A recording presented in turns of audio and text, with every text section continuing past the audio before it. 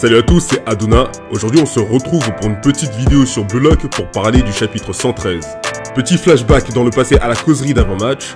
Le vestiaire est stupéfait d'apprendre que Shido ne participera pas au match. Est-ce que c'est parce qu'il les sous-estime ou est-ce que c'est parce que c'est un fou la merde? Peu importe, on s'en bat les couilles, l'ordre de tactique n'a toujours pas changé. Le but est d'arracher la gorge de l'ennemi pour jouer le mondial des U20. Et le nom de cette tactique est le 11 de Blue Lock, exécution. Engagement d'Izagi avec Sai au premier contact qui se sert du trio offensif composé de Rin et de Nagi pour éliminer le franchise player adverse. La tactique qu'ils utilisent se base d'abord sur une formation en triangle positionnée au milieu de terrain. Pour ce match, Ego utilise cette tactique sur une formation en 4-5-1 avec un Rin en numéro 9 même s'il a le numéro 10 dans son dos.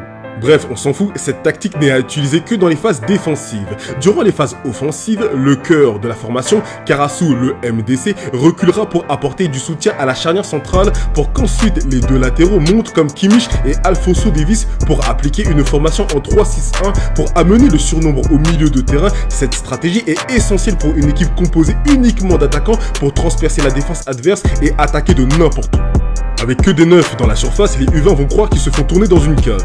Izagi passe la balle au Joga Bonito de Blue Lock qui est très vite monté en attaque et c'est le premier 1v1 face à Hayate Haru, le milieu défensif droit de la U20. Passement de jambe, double contact, roulette et hop, il l'a baisé. La foule est choquée, il ne s'attendait pas à voir un film de boule. Éloignez les enfants, c'est pas pour eux ici. Tout le monde est pris, Aigoman voit son bro se démarquer et fait L1 triangle. Izagi entre dans la surface et se fait intercepter par Oliver Eku et son corps in en forme de vipère qui sort la balle en touche. Superbe anticipation du capitaine de la U20, le Umetsu japonais a anticipé la lecture du jeu de l'attaque adverse et ce n'est qu'un avant-goût de ce dont il est capable.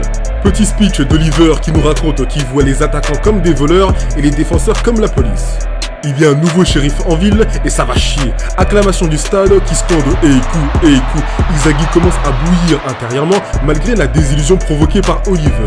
Il a le bouton rouge et sent le flot monter en lui. Le face-à-face entre Izagi et le commissaire Eiku va enfin commencer.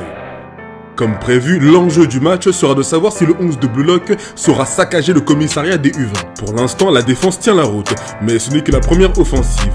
On verra si le shérif arrive à éteindre le flot des rookies, même si je suis plus persuadé que c'est l'écart du score à venir qui va s'en charger. C'est alors que Rin aura la responsabilité de capitaine de remotiver l'équipe, non par le dialogue, mais plus par la démonstration de cascade de sueur et de sang qui va verser sur le terrain.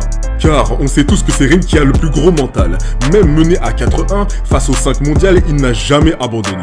À la rigueur, c'est peut-être Sai qui sera sa kryptonite, celui qui le fera perdre ses moyens et en définitive coulera le 11 de Blue Lock, sauf si un remplaçant chargé de flow change totalement la physionomie du match.